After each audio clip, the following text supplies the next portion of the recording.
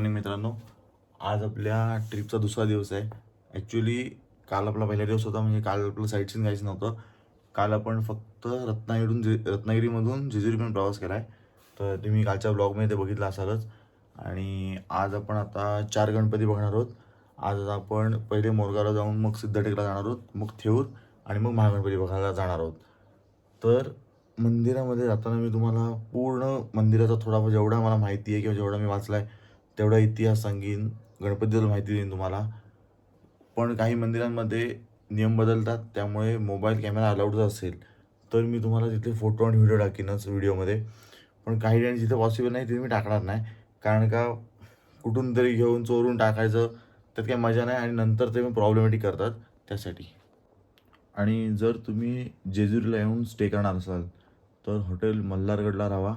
खूप सुंदर हॉटेल आहे, खूप छान हॉटेल आहे, सर्व्हिस पण एकदम चांगली आहे, रूमचा साईज पण खूप व्यवस्थित आहे.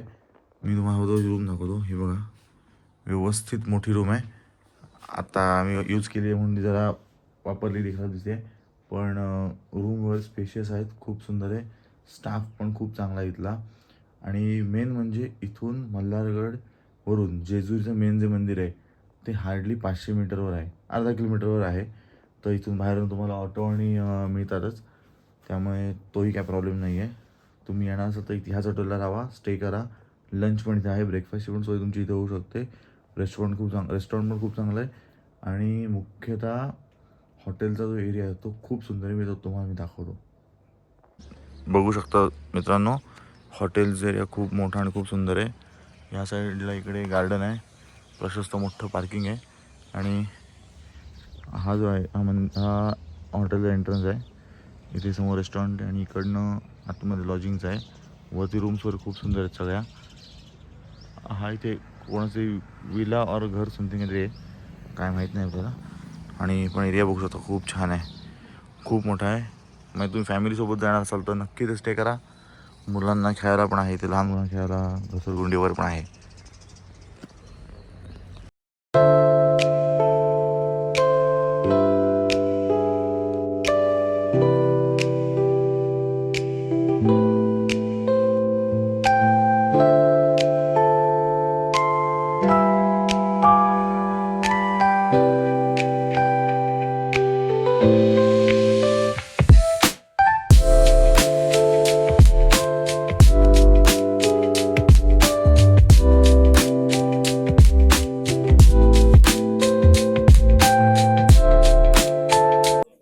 मित्रांनो, आपण आपल्या पहिल्या लोकेशनला पोचलो आहे. हे आहे मोरगावचा मयुरेश्वर. किल्ल्यासारखी तटबंदी आणि गणपती समोर नंदी आहे या भागामध्ये.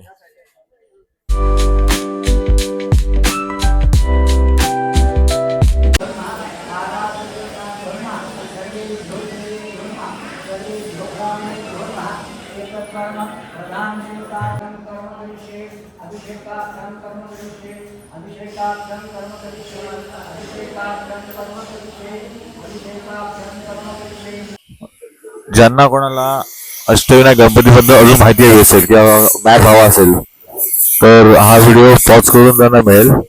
इथे कम्प्लीट अष्टविनायक नकाशा आहे, पूर्ण कुठे कुठे गणपती आहेत ते संपूर्ण दिलेले आहेत. अष्टविनायक गणपतींचं जे दर्शन आहे ते सुरू करताना पहिला गणपती मयुरेश्वर मोरगावला येतात आणि मग तिथून बाकी ते करतात.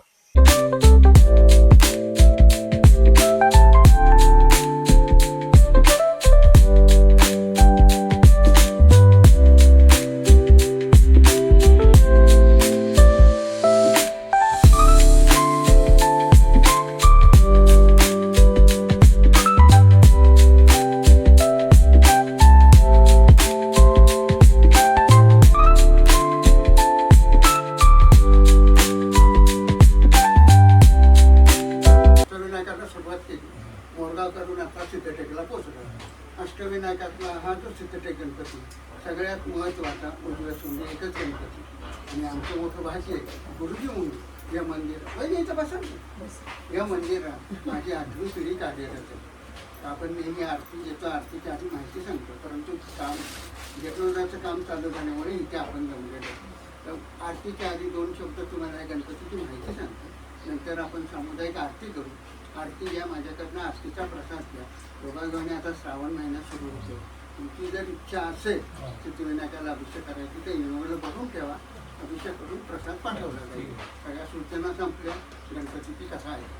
ज्यावेळी पूर्ण पृथ्वीवर मधु आणि कैटभ या 2 दैत्यांचं प्राबल्य म्हणजे युद्ध माजलं होतं, त्यावेळी विष्णूने या ठिकाणी टेकडीवर बसवून अनुष्ठान केलं म्हणून गावाचं नाव सिद्धटेक. विष्णूंना सिद्धी प्राप्त होऊन गणपती प्रगट झाले म्हणून गणपतीचं नाव सिद्धिविनायक. अष्टविनायका एवढी एकच मूर्ती उजव्यात उभी. मूर्तीच्या डोळ्यात माणिक असून बेंबी शिरा आहे, परंतु शेंद्राचं मार्जन होत असल्यामुळे ते आपणास दिसू शकत नाही. मूर्ती ज्या ठिकाणी त्या गाभारा कोणी बांधला त्याचा उल्लेख नाही. आपण ज्या ठिकाणी दर्शन करून आलो तो गाभारा अहिल्याबाई होळकरांनी बांधला. त्या ठिकाणी सकाळी 6 वाजता पहिली पूजा होते, दुपारी 12 वाजता महापूजा होते, संध्याकाळी 8 वाजता तिसरी पूजा होते, रात्री 9 वाजता मंदिराची शेजारती होऊन पूर्ण मंदिर बंद होतं. मग कुठल्याही परिस्थितीत सकाळी 6 वाजल्याशिवाय मंदिर उघडत नाही. या मंदिराचं दुसरं वैशिष्ट्य म्हणजे आपण रत्नागिरीचे त्यामुळे आपल्या गणपतीपुळ्यासाठी 1 किलोमीटरची 1 प्रदक्षिणा. जेवढी माहिती मला होती आपल्याच कथन केली. मंगलमूर्ती 3 नंबरचं.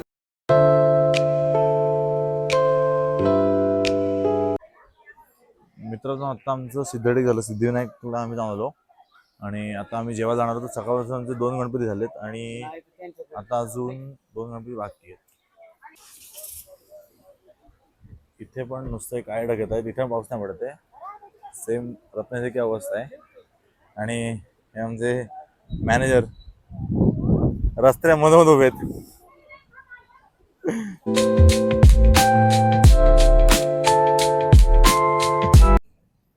मित्रांनो, आता साधारण 1:30 वाजला आहे आणि आपले 2 गणपती झालेत, अजून 2 बाकी आहेत आपले, त्यामुळे जेवणानंतर करणार आहोत. आणि जर तुम्ही ह्या साईडला सिद्धटेकला आलात तर सिद्धटेकच्या जवळ हा बोर्ड होता हॉटेल पवार प्युअर व्हेज म्हणून आहे, तुम्हाला मी दाखवतो. खूप छान प्रॉपर्टी आहे, छान अरेंजमेंट असते त्यांची. मी तुम्हाला दाखवतो. पूर्ण हायवे आहे इकडनं. त्यांचं इकडे इथे हॉल आहे जो लग्नाला किंवा बँकेट हॉल वगैरे असं आहे. आणि हे इथे बॅक साईडला पूर्ण हॉटेल आहे. पार्किंग जागावर खूप मोठी आहे. तुमच्यासोबत जर लहान मुलं वगैरे असतील तर त्यांना खेळायला पण जागा आहे.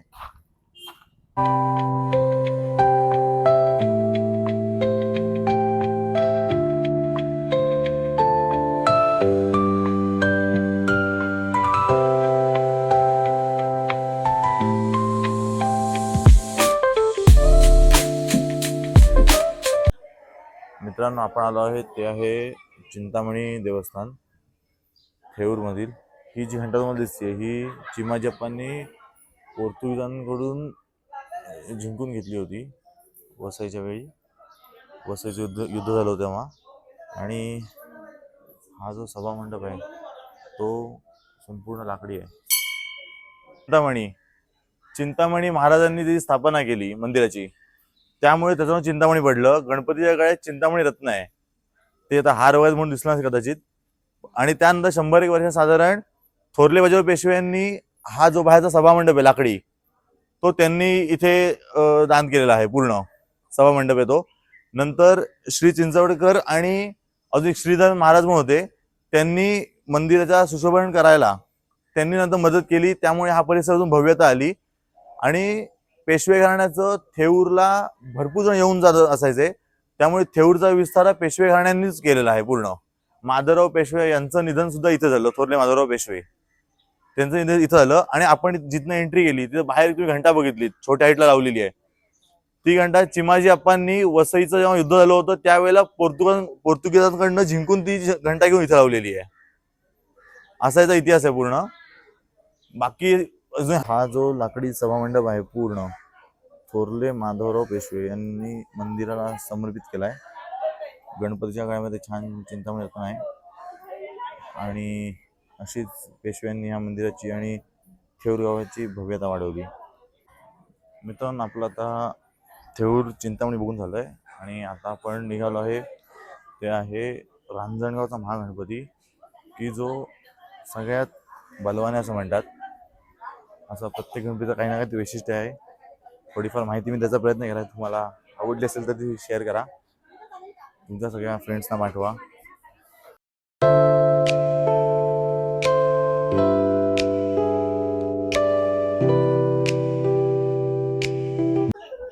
मित्रांनो, आम्ही आता आलो आमच्या लास्ट लोकेशनला, की जे आहे रांजणगाव महागणपती. मंदिराचं काम चालू आहे आजूबाजूला, पण साईडने छान व्यवस्था आहे आपल्याला जायला. पुरातन ह्याच्यात म्हणजे दंतकथा सांगितली जाते की त्रिपुरासूर जो होता त्याने सगळ्या शक्तीवर प्राप्त केल्या होत्या लोकांना आणि देवांना त्रास द्यायचा. तो त्रास द्यायचा म्हणून शंकरांनी त्याचा हा त्रास संपवण्यासाठी त्याला मारण्याचं ठरवलं होतं आणि त्यासाठी गणपती पूजला होता. आज पहिल्या गणपतीला आपल्याला गुरुजींनी सांगितलं होतं की पृथ्वीवर जे काय त्यांनी निर्माण केलं होतं त्याच्यामध्ये अडथळे येत होते वगैरे, तेव्हा त्यांना सांगितलं गेलं होतं की तुम्ही गणपतीचं पूजन करा, बरोबर आहे. त्याप्रमाणे त्यांनी पूजन केलं आणि अष्टविनायक मध्ये ह्याला शक्ती देवता म्हणतात. आत्ता सकाळपासून 3 गणपती बघितलेत, हा चौथा याचा. ह्याच्याकडे जेवढे गदा आयुध वगैरे आहेत तेवढी कुठल्याच गणपतीकडे नव्हती. हा ताकदीचा म्हणून ह्याला महागणपती म्हणून म्हटलं जातं.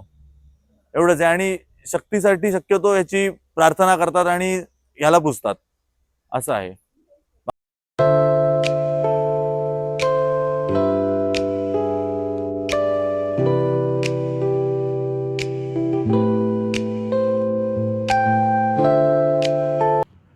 मित्रांनो, अष्टविनायक मधले आपले 4 गणपती आज बघून झालेले आहेत आणि आम्ही आता चाकणला आत्ताच जस्ट पोहोचलो. चाकणला प्रचंड हायवेला ट्रॅफिक आहे.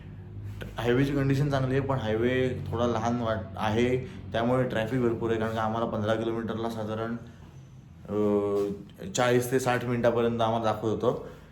तर आम्ही आता चेक इनमध्ये केलं आहे, सगळे लोक फ्रेशअप वर होत आहेत. आता आमचं साधारण 8:30 वाजलेत, 9पर्यंत आम्ही सगळे जेवायला जाऊ आता खाली.